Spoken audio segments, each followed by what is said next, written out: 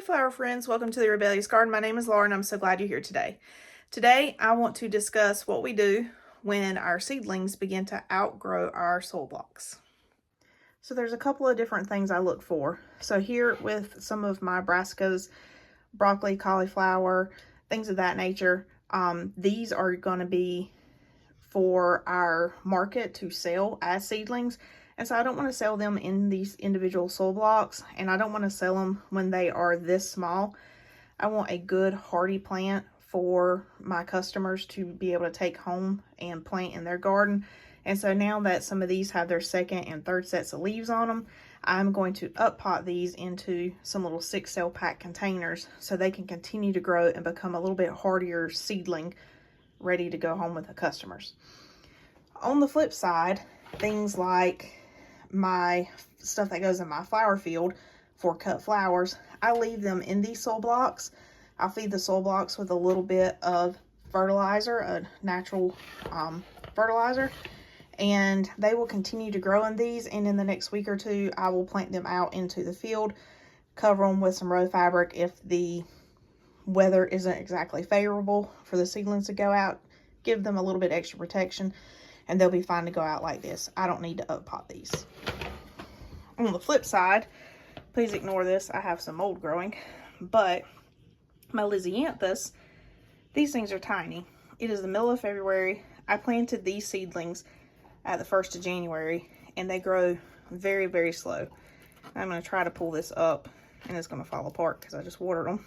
But the roots on Lisianthus get really long really fast.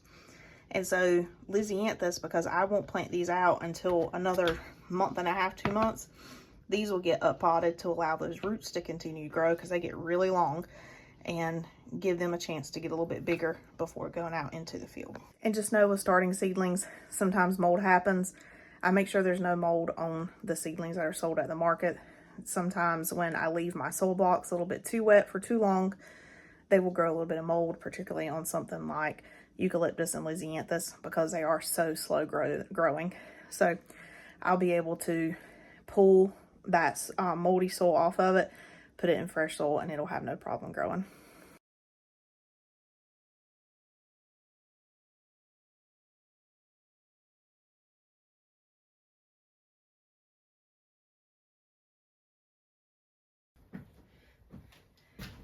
And we bring the trays inside. It's starting to storm outside, so we're going to do this inside. The next part is the most time-consuming part, and that is the actual process of up potting the seedlings. We had to come inside because the wind is kicking up pretty hard outside. We're supposed to get a pretty bad windstorm with some rain and like thunder and lightning mixed into it with a pressure system that's moving through. So I had to come inside. So what I usually do when I'm up potting is I sit either outside at my garden bench, or I don't sit, I stand there, or I sit at the table. And if I'm outside, I'll turn on music. If I'm inside, I'll either turn on music or turn something on the TV and have it playing in the background just to listen to. I like to watch Hell's Kitchen, so I'll usually have something like that going on. And I will just sit here and up pot for hours and hours and hours on end. One thing I did realize, I need to order more of my tags. This is the little white label that you see in each cell pack that tells you what it is. I don't have very many left, so I need to order those. So that will be on my to-do list. So I'm gonna do my broccoli first because I have the most of it. The soil right now is dry. It is dry. I will bottom water it in a little bit. I don't want it wet because it's easier to plant these when the soil is dry, and then I can bottom water it and kind of push the soil in around it. That way it secures my little seedlings a little bit better. So I just kind of pull out a little patty of seedlings here. Need to make sure I got the right one.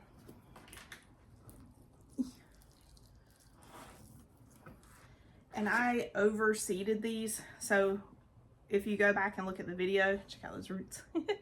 If you go back and look at the video, you just saw me sprinkle these seeds in. I didn't do one little seed per cell pack because I knew, or per soil block, because I knew I was going to up pot them.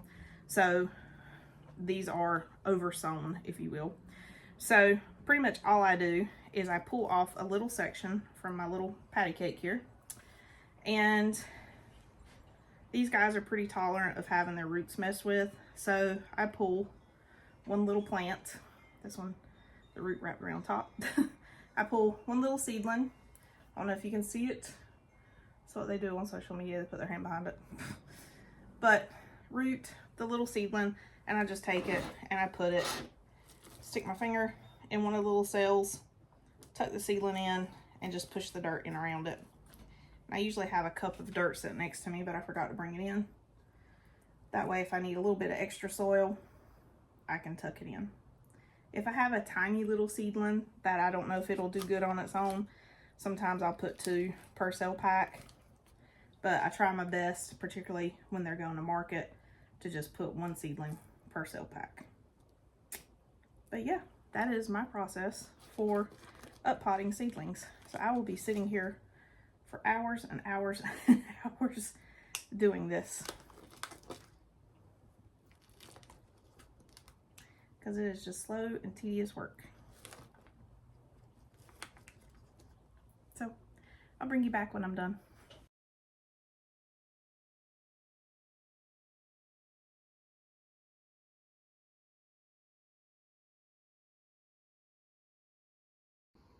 So these are the tiny little Lysianthus.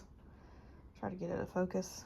I'm working to get them up potted, scraping the mold and algae off the top of it. But I just wanted to show you how long their roots are for a tiny little plant. And these take forever to grow and to get to bloom, but it is so worth it because they are so beautiful. This is why we can't have nice things. I need to be able to do that edit that says a few hours later from SpongeBob. Well, yeah, it's a few hours later and I am done. So I need to turn on the lights, but I have my Lysianthus and my eucalyptus and Rudbeckia potted up on these trays. Excuse me, madam, may I pass? I need to get to the other grow rack. And here I have broccoli, cauliflower, Brussels sprouts, kale, and bok choy up potted. I have the lights on. I'm going to raise the lights up a little bit, and then I'm going to come in and lift the corner of the little cell packs and put water in the bottom of these trays so it can moisten the soil that I just up potted the little seedlings into. If you hear snoring, that's my other dog. He snores louder than a man.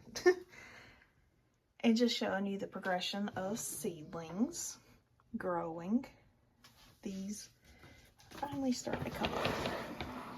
Rudbeckia is a little slow growing, but she's coming along. And then these are the ones I just planted a couple days ago, slowly starting to germinate. So hopefully we'll see some growth there soon. So in a few more weeks, these seedlings will grow, they'll fill out, and they will be ready for sale at the market.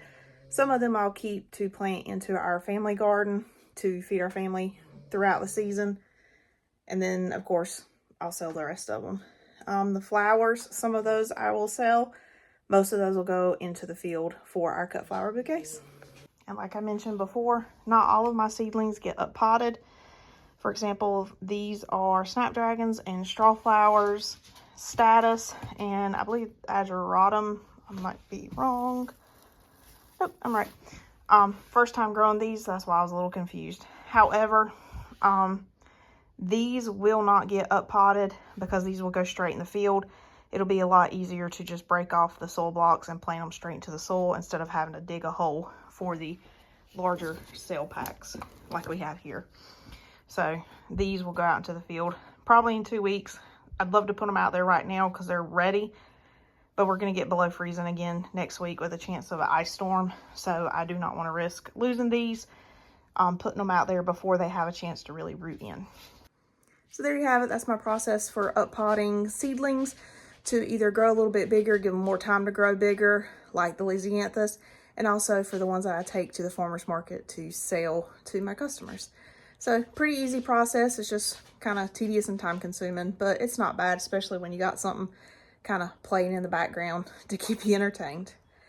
Well, I hope you enjoyed today's video. Thank you so much for joining me. Please don't forget to subscribe and check back soon for more content. Hope you have a blessed day.